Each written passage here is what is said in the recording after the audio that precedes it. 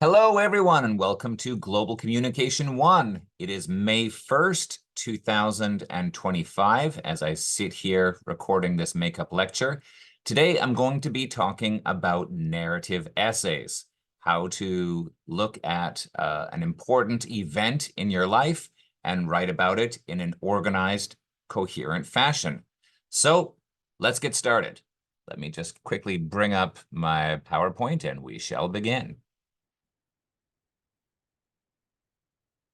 Okay, so today I'm going to be talking about how to write about important times in your life. There are a few parts in the textbook that I will be referring to throughout this lecture. Feel free to take a look at the model essays that are in the textbook, some of which I've actually given you for homework. So just to quickly review something here. Before our class today, you should have already read The Climb of My Life, which is on pages 116 and 17, and done the exercises, and also the narrative essay, the writing model, on pages 123 and 124. It will make this lecture a lot easier to follow. If you haven't read those two writing examples and done the exercises, I do suggest that you go back and do them before you listen to the rest of the lecture. Okay, so let's jump into this, shall we? How to write a narrative essay, how to take a personal experience and write it down in a way that the reader can really get a sense of not only what happened to you, but also the significance that it's had on your life. One of the reasons why I really enjoy teaching writing, and in particular narrative writing, is that I'm also a big reader. And some of my favorite books that I've read during the course of my life have been books based on personal narrative, where a person looks at either one event in their life or writes about a very large chunk of their life, sometimes a memoir or autobiography. And I really do not only get a sense of the person, but also the place and the experiences that they went through. So if you want to write a narrative essay, the first thing you need to remember is that a narrative essay is written in the first person point of view. It's told from your perspective. So you are the narrator. I did this, I did that, something happened to me. When you write a narrative essay, commonly you write in the past tense because you're talking about something which happened in the past. So usually an event that has occurred in the past, it's now over, and you're going to write about it either in the simple past, past continuous, or past perfect grammatical forms. So please remember, if you are writing a narrative essay and you start writing in the present tense, you're doing it wrong. And this can be not only confusing for the reader, but if it's an academic assignment, this is something which can cause you to lose points. So please remember, first things first, when you write a narrative essay, it's important to remember that it's in the past. Now, what do people write about if they want to tell a reader about a personal experience? Usually, it's something that's quite important in their life. It might be a turning point or a milestone or some other significant event. If you're not familiar with the terms turning point and milestone, don't worry. I will be talking about these two terms in more detail later in the lecture. And the writing model in the textbook, if I just go back very, very quickly, on page, I think it was 123 and 124, this is an example of a turning point, bar none, but I'm getting ahead of myself. So a narrative essay has three distinct parts. In the introduction, you give us a little bit of background information about yourself, and you tell us why this experience is memorable. In the body of the essay, which is usually 3 paragraphs, but can be more or less depending on the scope of the story, you tell us about what actually happened. This is the main event where you tell us the significant experience. And then in the conclusion, you tell us the main idea again, and you maybe summarize the experience briefly, and you tell us why it has been very important to your personal development. Now, if I think back on some of the stories that I've read, let me just quickly skip ahead here for a moment. I've been very fortunate to read a lot of personal narratives over the years. These are just a few of the books which I would recommend to people that are based on someone's personal experience. For any of the English literature majors in our class, a couple here I would just like to quickly point out. On the Road by Jack Kerouac. I bought this book in 1997, and I have kept it with me for almost 30 years.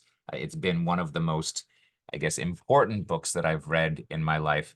And according to legend, the writer Jack Kerouac wrote it over 3 weeks, and he stayed up for days at a time, taping pages together to feed into his typewriter, and then writing about his experiences traveling across America with his friends.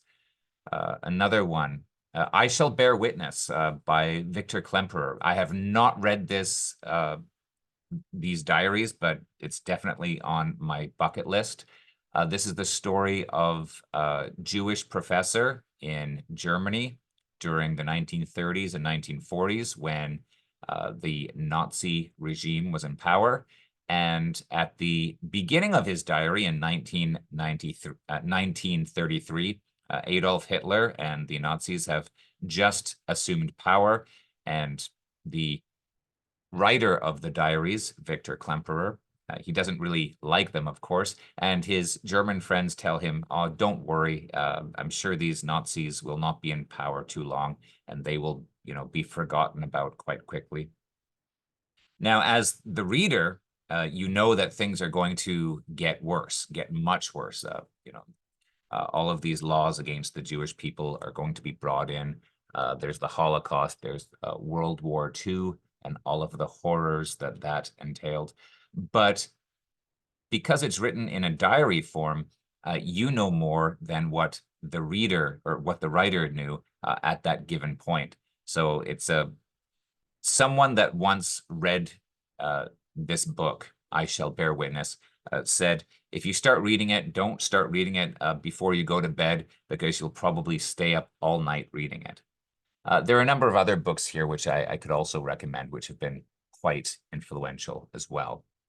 But I'm not going to ask you to write an international bestseller, not yet anyways.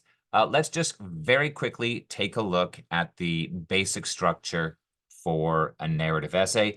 And in this case, I'm going to be using the essay on pages 123 and 124 as a model. In the first paragraph, we get the background. This is before the life-changing event. So if you want to talk about an important event in your life, give us a little background. You don't need to give us a complete biography, but you do need to give us a sense of who you were before this important event happened. In this case, we have the case of someone who was in a very serious automobile accident and wound up losing their leg. So we get some background information. The person has just graduated from college. They took a 2-week vacation to the West Coast before starting their first job as a teacher.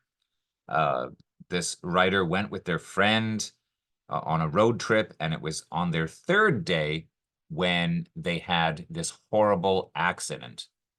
And then there is the wonderful, well, I shouldn't say wonderful, but very effective thesis statement: that day would change my life forever. Remember, a good thesis statement encapsulates the whole essay. It should not only give us a sense of what's to happen, but it should really help us understand how this changed your life. And in this case, we get it very clearly. That day would change my life forever. A really good thing about this introduction is it doesn't satisfy my curiosity. It actually makes me curious. After reading the introduction, I want to read more and find out what happened.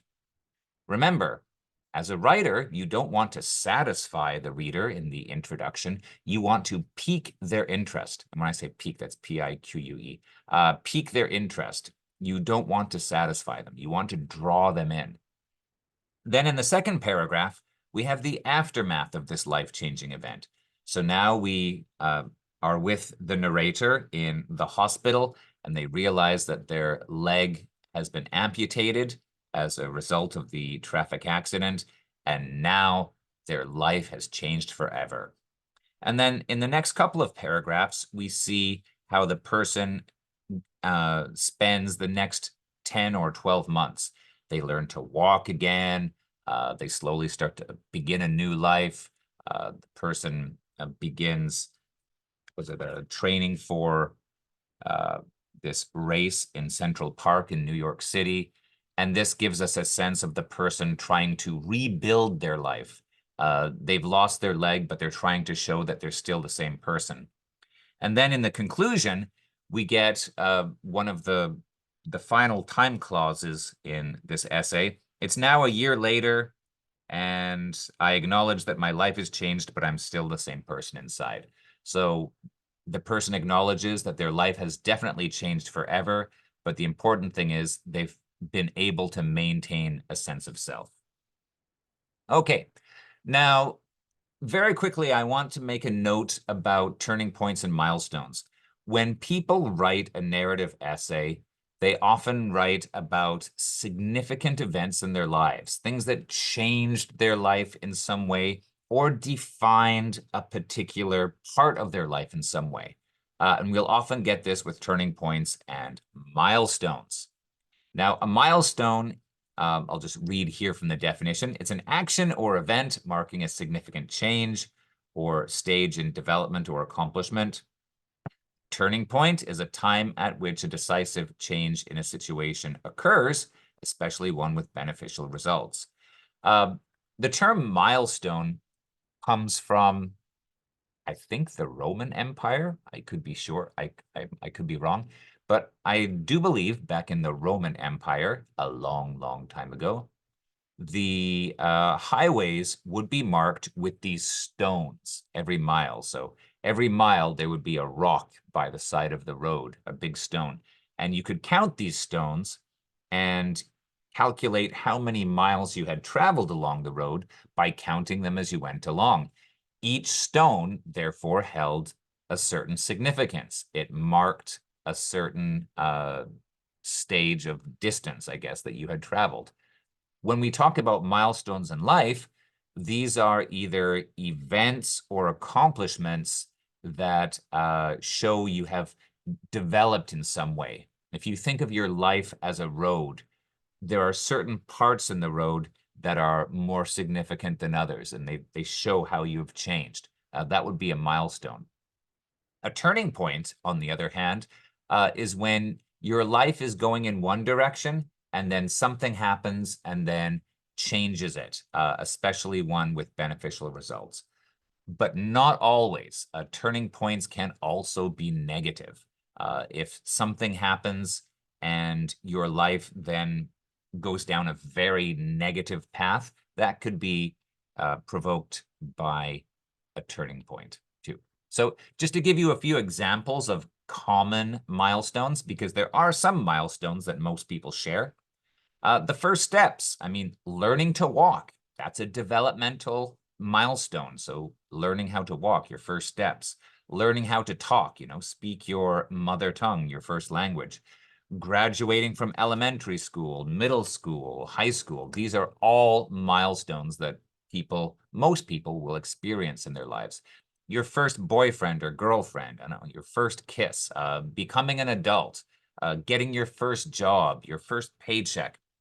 Certain cultures have very special birthdays that mark uh, developmental goals. Like in Western culture, the 16th birthday or the 18th or 19th birthday or the 21st birthday are considered quite important because you can become an adult. You know, you can drink alcohol legally, you can vote in elections, that sort of thing. Your first pretty much anything could be a milestone. Or maybe overcoming some kind of difficulty in your life could also be considered a milestone. Getting married or having a child, these are also big milestones. Retiring, so if becoming, I don't know, 65 years old and then leaving the workforce, if you are lucky enough to do so, that could also be a very significant milestone. Now, while there are certain milestones that most of us share, I mean, you could think of collective milestones, and most of the milestones on this list, most people will experience these, and you can talk about them with other people, you know, when each one happened. Specific individuals have their own personal milestones. I mean, if you think about it, a president, an actor, a parent, someone that starts their own business, an entrepreneur, a musician, a soldier, each of these individuals would have their own specific milestones. Whoever becomes the next president of South Korea in the next month or so, that person is going to have a very specific milestone. They will have reached the peak of their political career. Most people will not become the president of a country. But someone who does reach that level of success and does become a president, they've obviously reached a great level of success, and that is a very career-specific milestone. If you go into politics and you become the leader of your country, that is a huge milestone. If you're an actor, you know, there could be many milestones. You know, your first role in any movie, your first starring role, perhaps winning a special award like an Oscar for acting very well in a film. These are all specific milestones. If you have someone, trying to think, like I don't know, Jenny from Blackpink, or Elon Musk, the CEO of Tesla, these two people have both reached great levels of success, but their personal milestones in their careers would obviously be quite different. Someone that has decided to become a career soldier will obviously have different milestones too, as they receive each promotion, you know, from private to corporal to sergeant to, I don't know, all the way up to brigadier general or 2, 3, 4-star general. These are all different career milestones. You can also have personal milestones as well. So how is a milestone different from a turning point? Well, try and think of it like this way. Milestones are usually some kind of achievement. So if you are developing your career or a hobby or your personal life in some way, and you accomplish something, or you reach some next level, some kind of progression, that would be considered a milestone. And you can have personal milestones. These are specific to you, or they can be milestones that are much more common in society, milestones that you are expected to reach. And sometimes they're age specific too.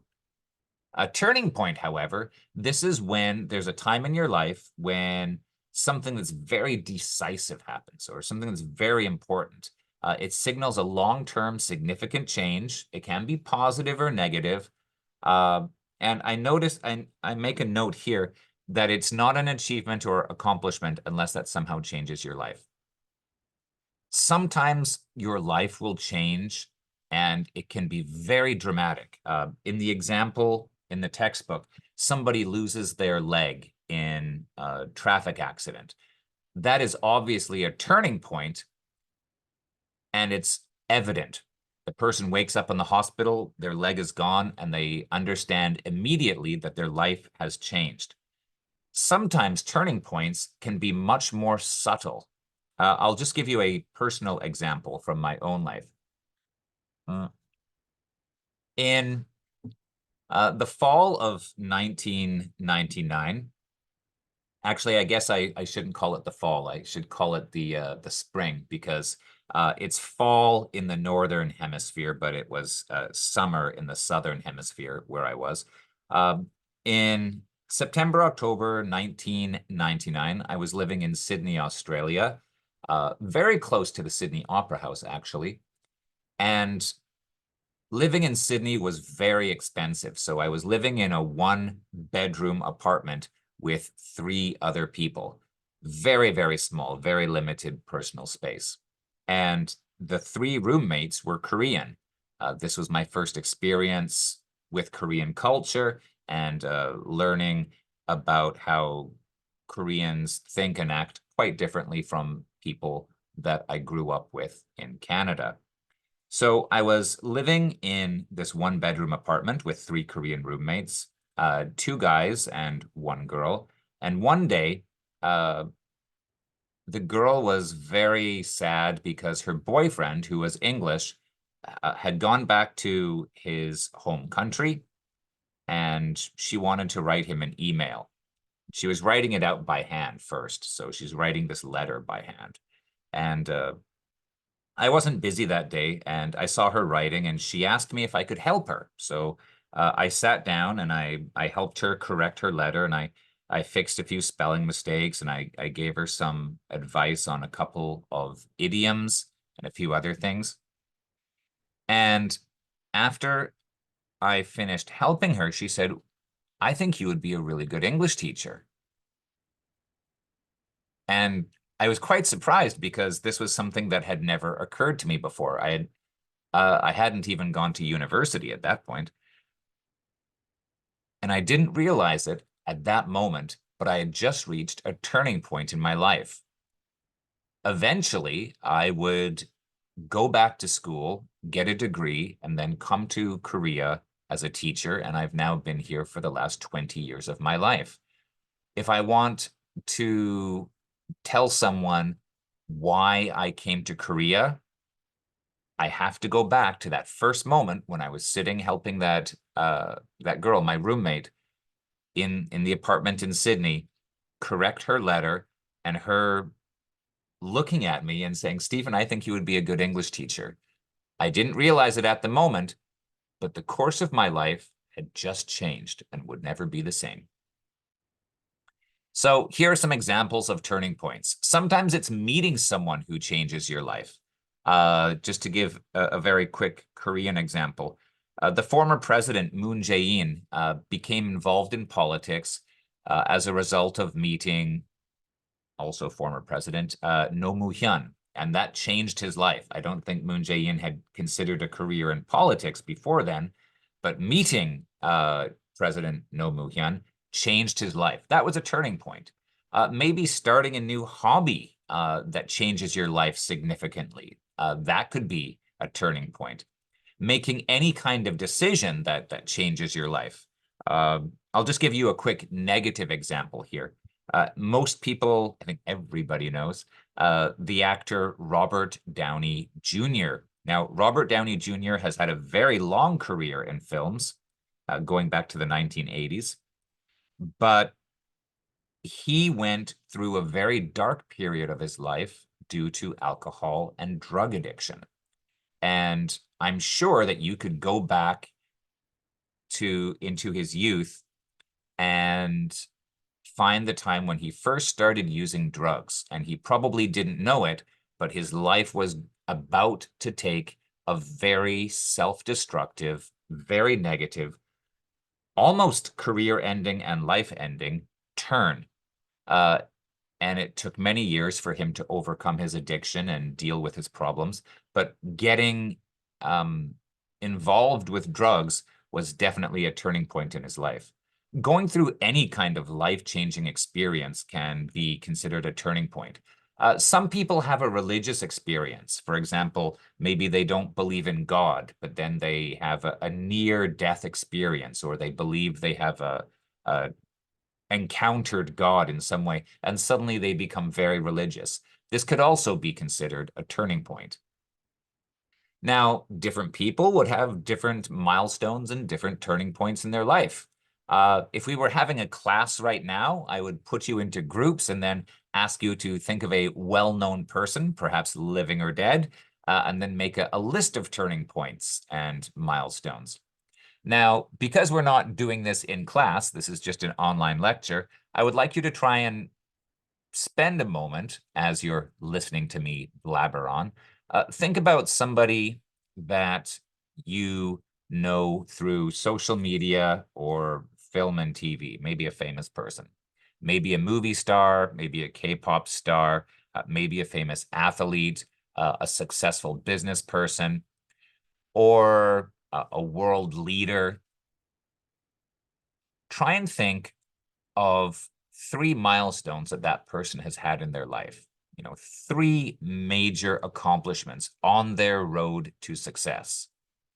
How did they get involved in that type of life? What made them pursue a career in music or politics or film or something else? What was the turning point that changed their life forever? Okay, think about that for a moment. Quite often when I've done this, people give examples from history, like Yi Sun-shin is another one. You know, how his life obviously changed growing up in Chosun, Korea. People might give some sort of, and what's another historical figure? Mahatma Gandhi is another one that comes up quite frequently. Okay, so another activity that I was considering doing if we weren't having an online lecture is when I give you a list, or not a list, I give you 4 pictures to choose from, and then I ask students to imagine, you know, what type of person is in each picture. What are the milestones they've reached? What are the turning points that they've had in their lives?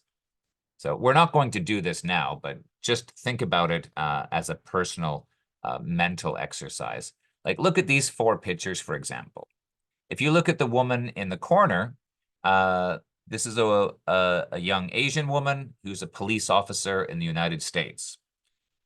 What made her decide to become a police officer? Was there something that happened in her life that made her decide she didn't want to be, I don't know, a teacher or an artist or a politician, or she didn't want to open up a store. She didn't want to join a company. She wanted to be in law enforcement. What was it that changed her life? What was the turning point? Uh, what are some of the great accomplishments that she's had as a police officer? What are some of the milestones? Obviously, graduating from the police academy would be a milestone, but perhaps she has received some kind of commendation or award for professional excellence. That could be a milestone as well. Below her, we have a race car driver. And you know, what made this person become a race car driver? And what are some of the milestones or the great professional accomplishments that this person has on the way to becoming a NASCAR champion? Beside him, we have a young woman who seems to be a doctor, I think. She's got a stethoscope, so I'm going to assume she's a doctor. What made her decide to pursue a career in medicine? When I've done this exercise in class, students often come up with a story. I'm sure they've seen this in Korean dramas. It sounds too dramatic. You know, she was a young girl and her mother or father became very sick, and you know, she held her mother or father's hand in the hospital as they died. And then, you know, she decided to dedicate her life to medicine and helping others and maybe finding a cure for the disease, the illness that killed her mother or father. And then she, you know, studies very hard and goes to medical school. It's one of the stories that typically comes up when I ask students to imagine what the life story is of each person. And last of all, we have this old man here in the top right-hand corner, and I've often wondered what made him so sad. He might have had several accomplishments in his life, but something happened. There was some turning point that resulted in him being quite sad in his old age. What happened? Uh, Everybody has their own story. And I'm sure these four people have their own story as well. What are the different milestones and turning points that each person has had in their life? What are the different milestones that you've had in your life so far as well? Okay, so remember, when you write a narrative essay, in the introduction, give us a little bit of background information, just enough so we can understand where you are starting from. Where are you? When did it happen? Who and why? When I say when, you don't need to tell me on December 4th, 2022. Nothing like that. But did the important event happen when you were in your 20s, when you were a teenager, when you were a small child? Let us get a sense of when it happened and who you were. But don't tell us everything that happened. You don't want to have a spoiler in your introduction. Once again, going back to the essay on page 123, the person doesn't say that they lost their leg and then learned how to walk again and ran in a race in Central Park. If they told us all of that in the introduction, well, then what would be the point of reading past the introduction? The introduction told us everything. Don't tell us everything in the introduction. In the body, that's the main event of the essay, we don't usually have dialogue. Narrative essays are generally short pieces of writing, so we don't have direct quoted speech. We don't get any background information either. Background information is in the introduction. Just tell me what happened. And then in the conclusion, tell us what happened after the main event. You know, what is the denouement, I think is the correct term, the denouement. Tell us what happened after the main event. How did things turn out? And why is this experience so important to you? Okay, now today I'm going to be giving you some homework, and that homework will be to write a narrative essay. Before I give you your homework, it's important that you know some of the common errors in narrative essays that students make, so you don't make the same ones yourself. The first mistake that I often encounter in students writing is too much information in the introduction. As I said just a moment ago, don't summarize the story in the introduction. Don't give me too many details. You want to get me interested. You want to hook me. You don't want to satisfy me. Give me enough to make me want to read more, and don't get bogged down in too much backstory. Here's an example. I did not sleep the night before the college entrance exam, so I was very tired in the morning. I had a shower. I had some breakfast at home, and then I walked to the bus stop. There were a lot of people on the bus. I got off the bus and walked up the hill to the school. It was a big hill. My school was very old, did not have very good facilities. Some of the teachers were very kind and helped me a lot. My best friend was in my class. He wanted to do well on the test. It was going to be a very stressful experience. I felt very nervous. I walked to the classroom. A couple of things here. Way too many details. I don't care that you had a shower in the morning. I don't care about the big hill. I don't care about the teachers unless something happens later in the essay where the teacher plays a role. All I want to know is, who are you? When did this happen? And why is it important to you? By the way, you'll also notice that this paragraph has a very high number of short, simple sentences, which create a very staccato, kind of boring, repetitive rhythm. I had a shower. It was a big hill. My best friend was in my class. I felt very nervous. I walked to the classroom. Boom, boom, boom, boom, boom. Having such similar simple sentences in one paragraph can really cause the reader to lose interest and begin to get bored. So try not to do that. Short sentences, compound sentences, complex sentences, short sentences, long sentences, medium length sentences, sentences with not many adjectives, sentences with lots of adjectives, sentences with or without adverbs. Variety makes it much more interesting to read. Second common error is not enough information in the introduction. This is the other extreme. In this case, I don't really get a sense of who the narrator is. Like, who are you? Are you male? Are you female? Did this happen when you were in elementary school, middle school, high school, university? Why is this important to you?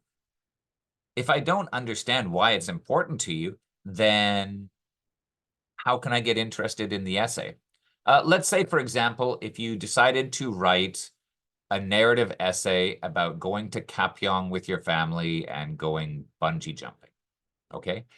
Now, perhaps the reason why you want to write about this experience is because you are very afraid, or you were very afraid of heights, deathly afraid of heights. You were scared to death of the idea of bungee jumping.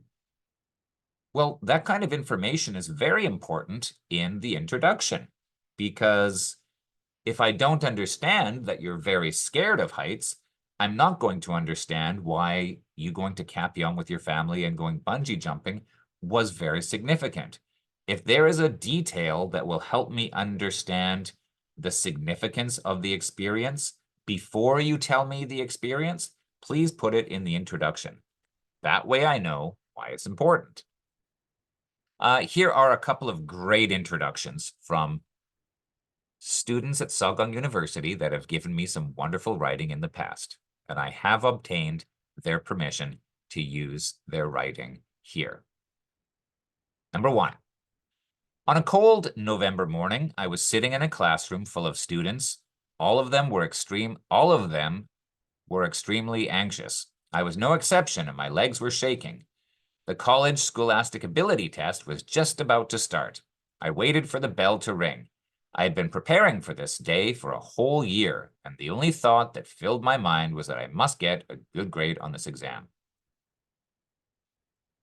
Well, this is very different from that first paragraph. We don't have the person, getting up, having breakfast, shower, getting on the bus, and all of those unnecessary details.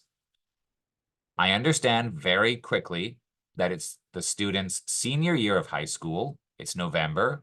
And instead of having all of these unnecessary details leading up to the test, we begin right in the classroom. And that's great. So if this is an experience that takes place over one day, the person has decided to put us in the chair right there in the introduction. Gives us just enough information. And I like the detail about my legs were shaking. It's a very nice human touch. It gives us the sense of how nervous the person felt. And that last sentence, the only thought that filled my mind was that I must get a good grade on this exam. Anyone that has grown up and gone to school in Korea knows the stress of writing the suneung on the in your final year of high school. And it's something that rather than here it says I had been preparing for this day for a whole year. I would say in Korea, it feels like students have been preparing for that day since kindergarten. All right, number 2. The winter of 2011 was especially cold and dry in Egypt. I heard gunshots and people screaming again and again outside my family's apartment in Cairo. Schools were closed and supermarkets were shut down. The Egyptian revolution, known as the Arab Spring, had reached its peak. My family had two choices. We could either stay home and lock ourselves in or try to go somewhere safe. Outside was chaos. Finally, we decided to take the risk and leave the country. Okay, this is a really great introduction from one of my older students when I first started teaching at Saugang many years ago. So in 2011, Egypt had a revolution. Actually, a number of North African countries had revolutions during that time. And this was a student that was going to an international school, I believe, in Cairo. And they wrote about how they had to leave the country with their family. This introduction gets our attention immediately. We understand where it happened, when it happened, and we get a sense of great stress and tension. Schools were closed, supermarkets shut down. We could hear screaming and gunshots outside my family's apartment. We get just enough information to understand how important this is. And I really like how this paragraph has sentences of different length. My family had two choices. We could either stay home and lock ourselves in or try to go somewhere safe. Outside was chaos. Finally, we decided to take the risk and leave the country. That middle sentence, outside was chaos. It's a very short sentence, 3 words, and it's between 2 longer sentences. That, ladies and gentlemen, is effective writing. Okay, here's a third error that I often encounter in students' writing. The first is some misunderstanding of key terms. In this case, what's the difference between a challenge and a risk?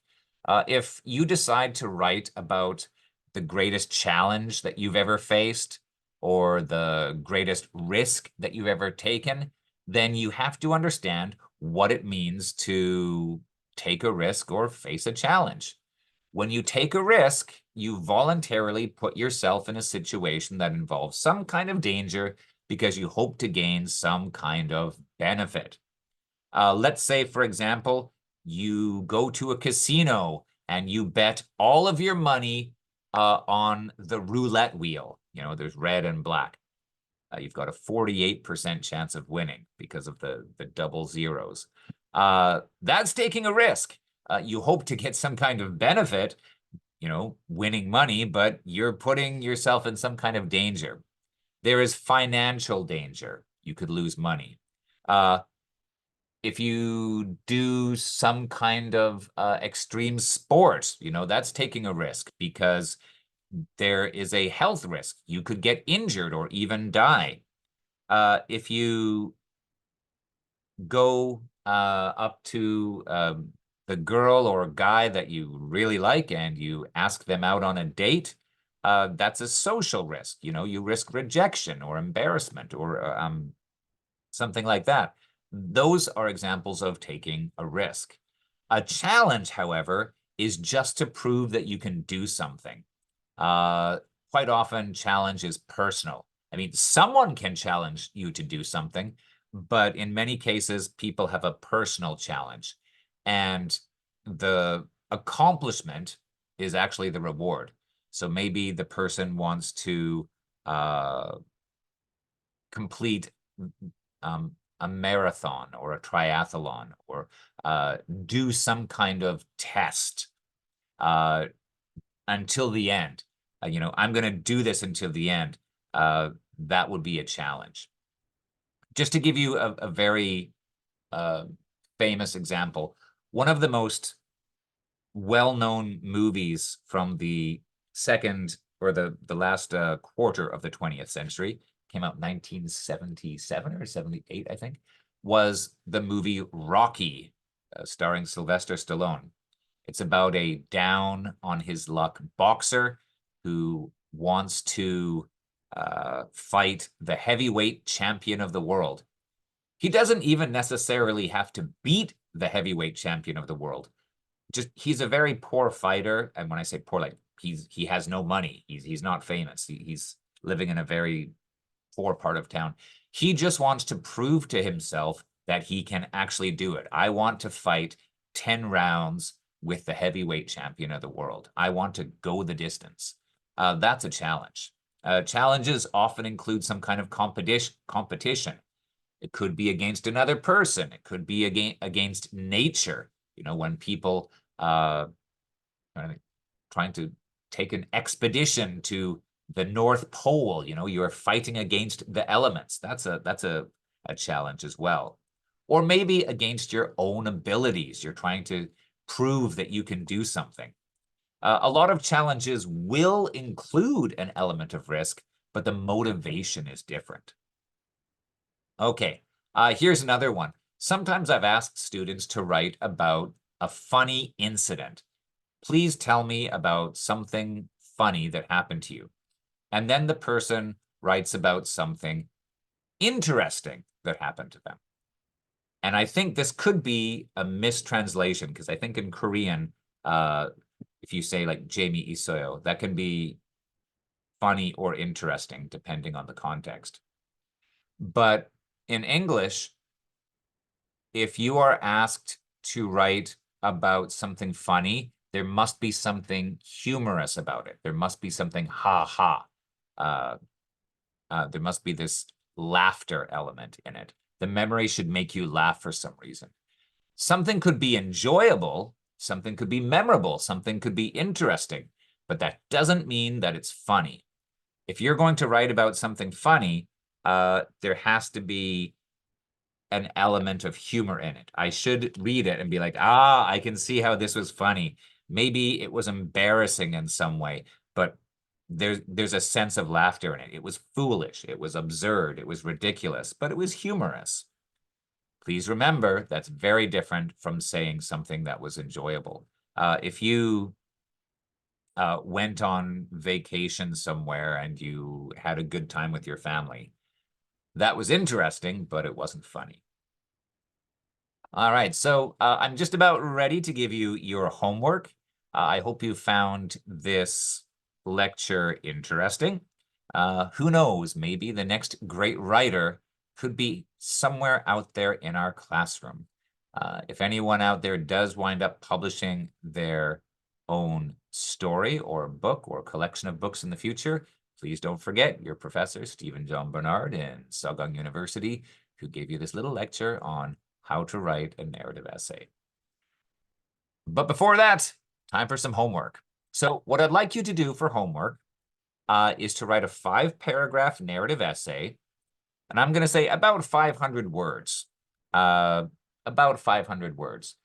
It could be a little bit longer, like 10% longer, maybe, but try not to go under 500 words. So let's say 500 to 550.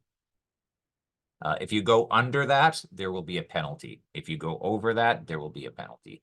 500 to 550. So choose one of the following 4 titles. The funniest thing that has ever happened to me. Remember, has to be an element of humor. The biggest risk that you've ever taken.